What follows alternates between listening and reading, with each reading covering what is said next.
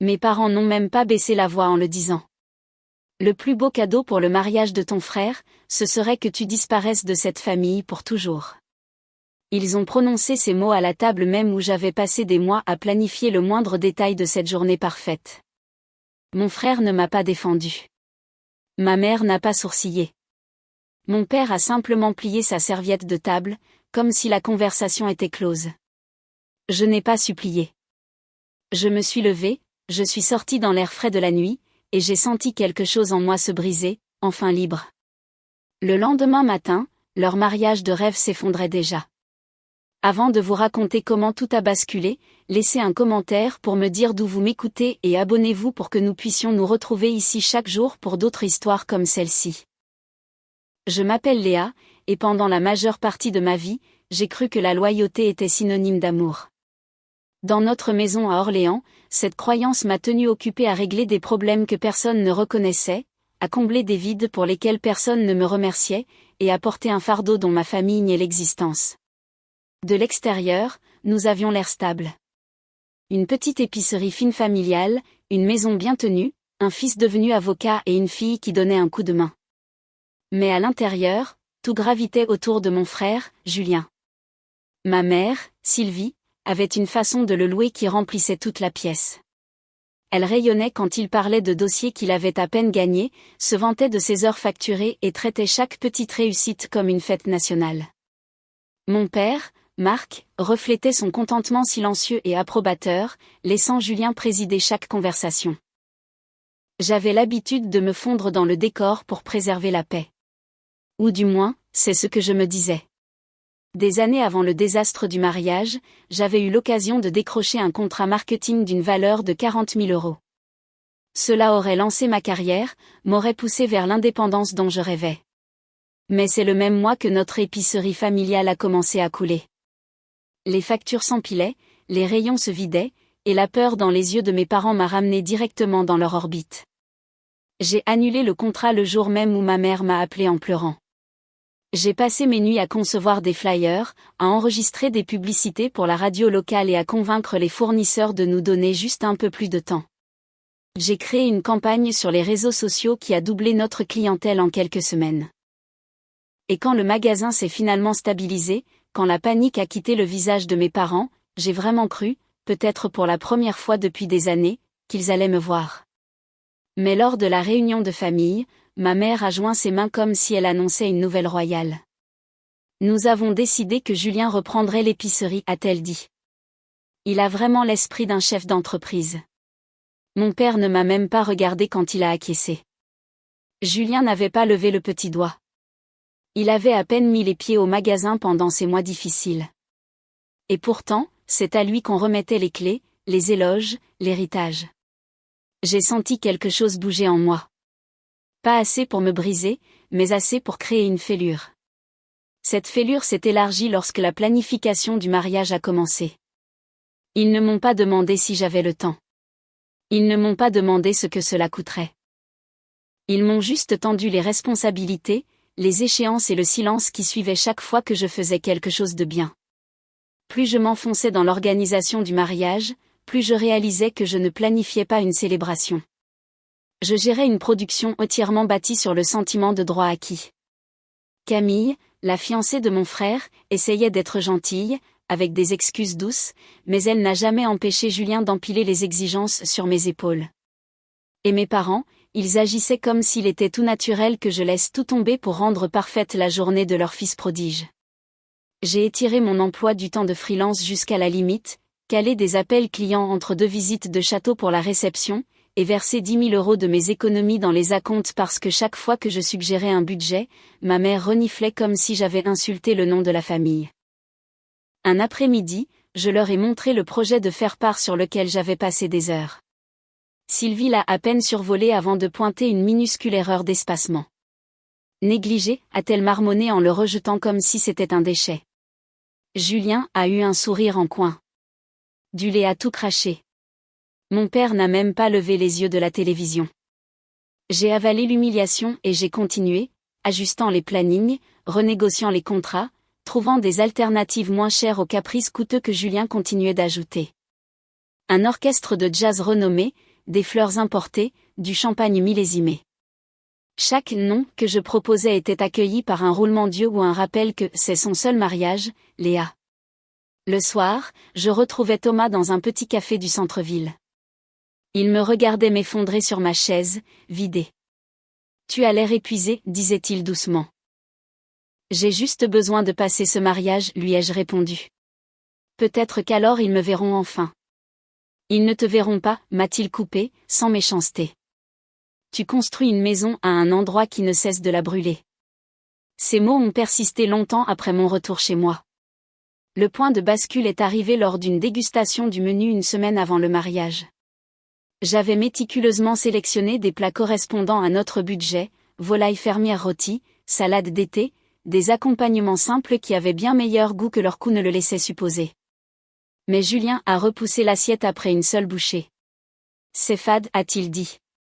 On veut du homard et du vrai champagne, pas ce truc-là. Ma mère a hoché la tête instantanément. Arrange ça, Léa. Je leur ai rappelé que j'avais déjà payé les acomptes, que ces changements multiplieraient les coûts. Julien s'est adossé à sa chaise, le regard froid. Arrête de faire des économies de bout de chandelle. Fais le nécessaire. Quelque chose s'est brisé en moi. Pas une fêlure, pas un glissement, mais une rupture nette. Le lendemain, Julien a posté sur le groupe Facebook de notre quartier, ma sœur gâche notre mariage avec sa paresse et ses décisions radines. Les commentaires ont afflué, des voisins que j'avais aidés pendant des années me traitaient d'égoïste et de dramatique. C'est à ce moment-là que les braises silencieuses en moi se sont transformées en chaleur.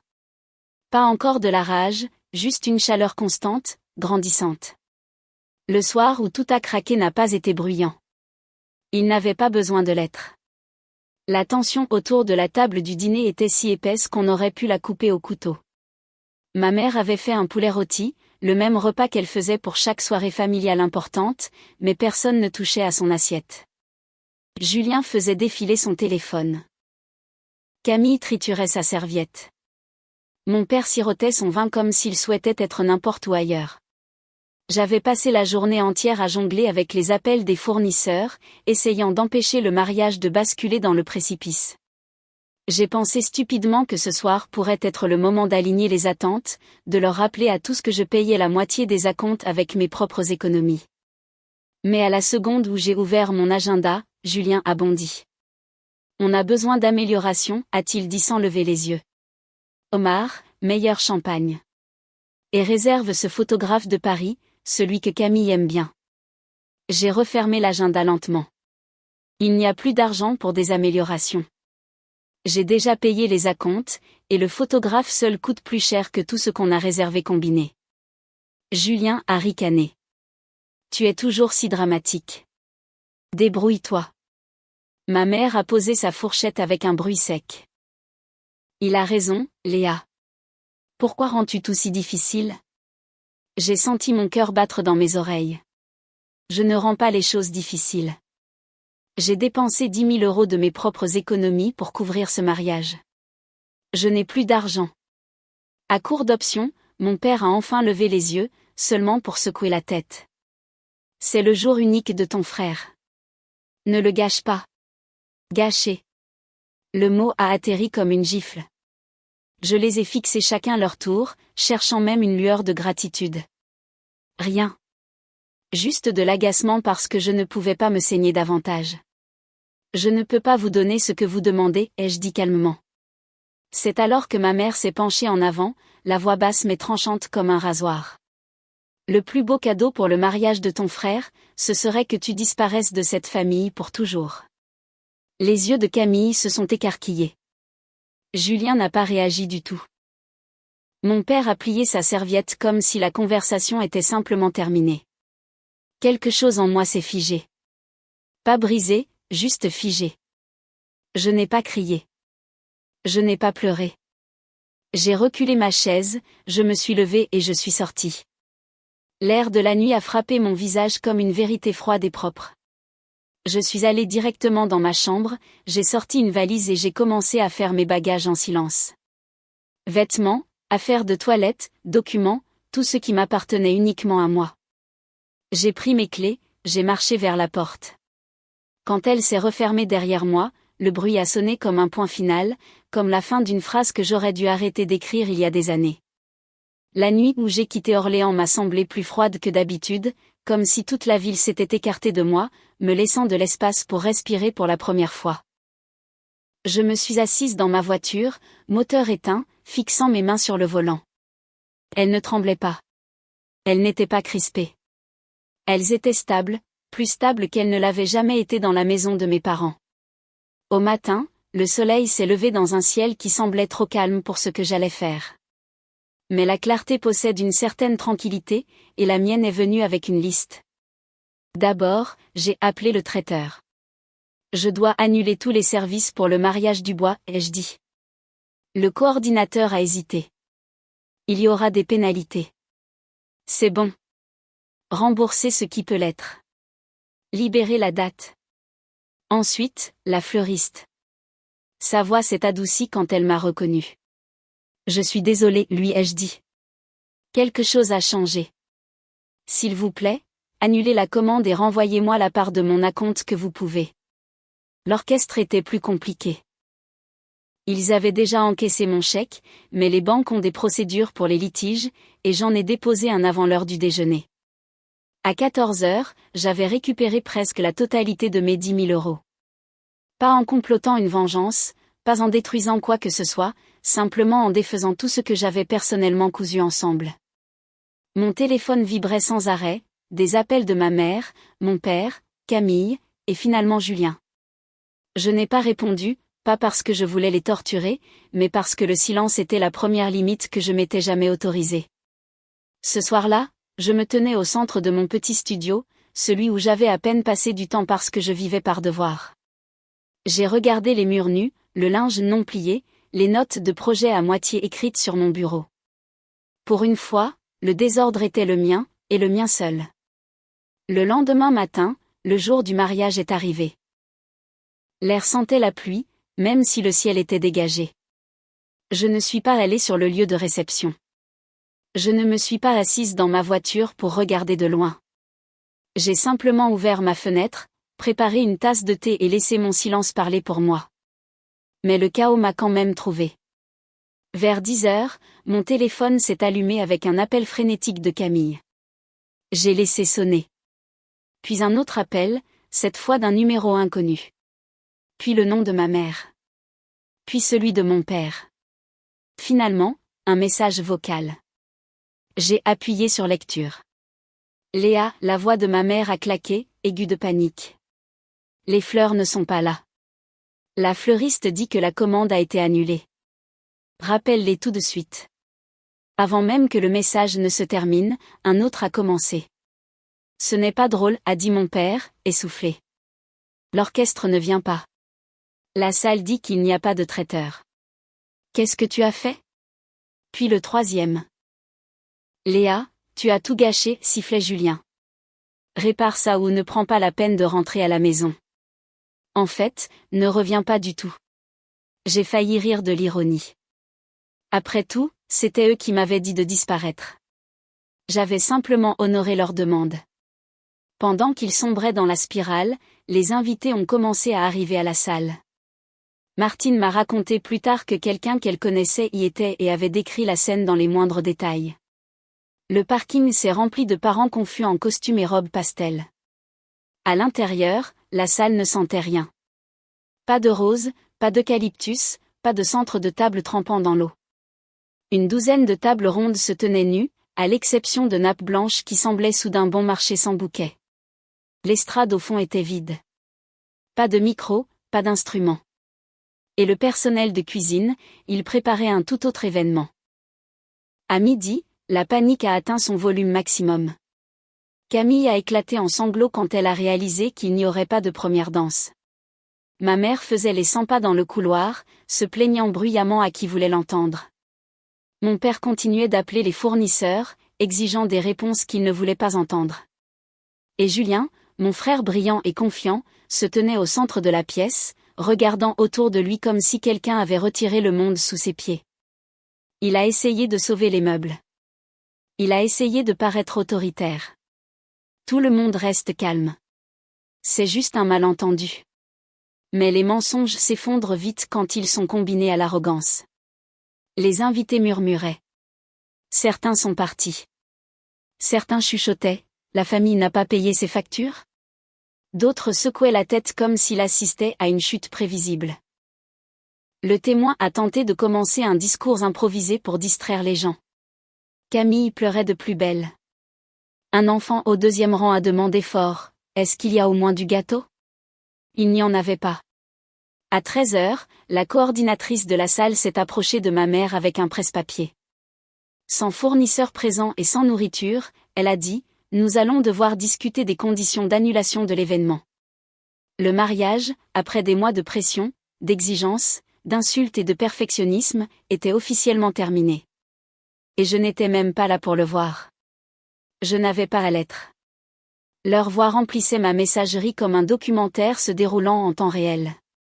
Au milieu de tout cela, un SMS est ressorti du déluge. Léa, quoi qu'il se passe en ce moment, j'espère que tu respires mieux. Thomas. C'était le cas. En milieu d'après-midi, je suis sortie sur le petit balcon de mon appartement. L'air était chaud, touché par l'été. Les voitures passaient en bas, indifférentes. Un chien aboyait. Une voisine arrosait ses plantes. La vie continuait, calme, stable, non affectée par l'effondrement du mariage de la famille Dubois. J'ai pensé à chaque moment où j'avais été rejetée. Chaque nuit tardive passée à peaufiner les plans, chaque ricanement, chaque commentaire, chaque rappel que je valais moins qu'eux. Et puis j'ai pensé aux mots de ma mère. Le plus beau cadeau, c'est que tu disparaisses de cette famille pour toujours. Pour la première fois, cette phrase ne faisait plus mal. Elle semblait juste. Un cadeau en effet, pas pour Julien, mais pour moi. Le soir venu, la boîte vocale était pleine. Certains messages étaient colériques. Certains étaient paniqués. Certains, comme le dernier de mon père, semblaient épuisés. Aucun d'eux ne s'excusait. Aucun d'eux ne demandait si j'allais bien. Tous me demandaient de réparer ce qu'ils avaient brisé. J'ai éteint mon téléphone. Puis j'ai ouvert mon ordinateur portable et j'ai tapé un message que j'évitais depuis trop longtemps. Une demande à une agence immobilière à Annecy pour des appartements disponibles, un endroit que j'avais visité une fois, aimé instantanément, et où je n'avais jamais cru mériter de recommencer ma vie. Leur mariage s'était effondré. Leur héritage allait bientôt suivre. Mais pour la première fois de ma vie, je construisais enfin quelque chose pour moi-même. J'ai déménagé à Annecy 2 semaines après le désastre du mariage. Pas dans une fuite dramatique, pas au milieu de la nuit, juste tranquillement avec 2 valises. Et le genre de calme qui vient après une tempête sous laquelle on ne se sent plus obligé de rester. Mon nouvel appartement n'était pas grand, mais la lumière du soleil se déversait par les fenêtres d'une manière que je n'avais jamais vue chez moi. C'était un endroit fait pour respirer à nouveau. Pendant que je m'installais dans ce nouveau rythme, la vie à Orléans continuait de s'effilocher sans moi. Thomas m'envoyait des nouvelles à petite dose, sans jamais se réjouir, juste pour me faire savoir ce qui se passait maintenant que la personne qui tenait tout ensemble était finalement partie. Les fournisseurs ont retiré leurs facilités de paiement. Les grossistes ont durci leurs conditions. Mes parents ont essayé d'intervenir au magasin, mais les systèmes que j'avais mis en place n'étaient pas magiques. Ils nécessitaient du soin, de la cohérence et de véritables efforts. Julien a essayé de prendre les commandes, mais la gestion n'était pas quelque chose qu'il pouvait simuler. En quelques semaines, le magasin qui avait survécu à chaque baisse et mauvaise saison s'est effondré sous le poids de leur négligence. Ma mère et mon père ont vendu la maison peu après. J'ai vu l'annonce en ligne, une propriété cosy et habitée près de la ville.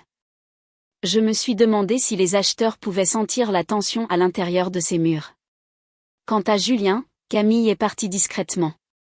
Sa bague a été rendue avec un mot court. Je ne l'ai pas célébrée. Je n'en avais pas besoin. Certaines conséquences ne nécessitent pas d'applaudissements. À Annecy, ma vie a grandi de manière modeste et stable. Martine, une nouvelle amie boulangère, m'a accueillie comme si elle m'avait gardé une place juste pour moi. Sa boulangerie est devenue l'endroit où j'ai rencontré des commerçants locaux, trouvé de nouveaux clients et me suis souvenu de ce que cela faisait d'être valorisé sans condition. Mes revenus se sont stabilisés. Mes journées ont repris forme.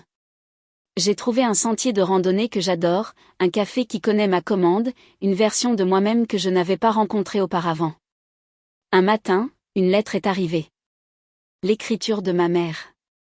Elle parlait de soucis de santé, du fait qu'elle avait besoin de moi, de la famille qui doit rester soudée. Ce n'étaient pas des excuses. C'était une tentative de me ramener. J'ai répondu de manière brève, polie et définitive. Je lui ai souhaité bonne chance, mais je ne suis pas revenu. Guérir ne signifie pas revenir en arrière. En regardant en arrière maintenant, je ne ressens ni triomphe ni amertume, juste du soulagement. Partir n'était pas la punition qu'ils imaginaient. C'était le début d'une vie qui m'appartenait enfin. Leur mariage s'est effondré, le magasin a suivi, et la version de moi qui continuait d'essayer de gagner leur amour a disparu aussi. Ce qui reste est plus calme, plus fort, et n'a plus peur de choisir la paix plutôt que la permission.